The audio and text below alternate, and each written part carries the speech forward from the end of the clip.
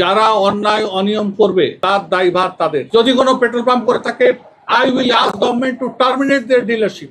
আমাদের এদের জন্য কোনো রিকোয়েস্ট নাই, এদের জন্য কোনো অনুকম্পা নাই। আমার জানা নাই এটা কত পার্সেন্ট পাম্প করছে। একটা জিনিস আপনাদেরকে বুঝতে হবে, একটা পেট্রোল পাম্পে তেল যে ট্যাঙ্কে থাকে, ওই তেল যদি পুরোটা সাকশন করে ফেলে, পরবর্তী তেল আসলে ওদের ইয়ারলক হয়ে যায়। অন্তত 200-400 লিটার তেল ট্যাঙ্কে রাখা অবস্থায় ওটাকে অফ করতে হয়। তা না হলে ওই তেল আসলে এটাকে আবার পুরো লাইন চেক করে চালু করতে 1 ঘন্টা লেগে যাবে।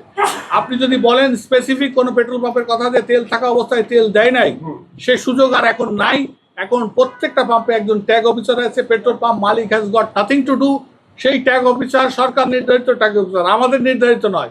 উনি কতটুকু তেল আসছেন, কয়টা পর্যন্ত দিবেন, কাকে কতটুকু দিবেন, এটা নির্ধারণ করার ব্যবস্থা হয়েছে আজকের থেকে। এবং পেট্রোল পাম্পের ম্যানেজার মালিক কারোর সাথে কথা বলার দরকার নেই। They will sit in the petrol station, they will allocate ট্যাঙ্কে কি আছে, কি দেওয়া হবে। এখানে আমাদের আর কোনো দায়িত্ব নাই। অতীতে যদি কোনো কিছু ঘটে থাকে, আমি আবার দায়িত্ব নিয়ে বলছি, if it is so, let the government terminate their dealership. We do not have any complaint. আমি মাপ দিয়ে দেখলাম যে 4,500 লিটার তার স্টিল আছে, সে পেট্রোল পাম্প বন্ধ করে আছে। 50,000 টাকা তাকে জরিমানা করা হয়েছে ভোক্তা থেকে। এই তো ফাইন।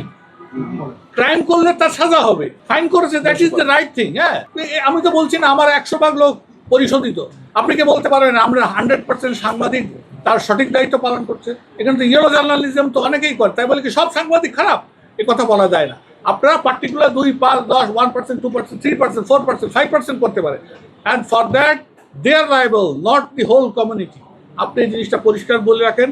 আমরা আমাদের পক্ষ থেকে এই পাম্পগুলির ডিলারশিপ টার্মিনেট করার জন্য সরকারকে 100 ভাগ সহযোগিতা করব, এবং এর জন্য কোনো ধর্মঘট, কোনো আক্ষেপ আমাদের থাকবে না, কোনো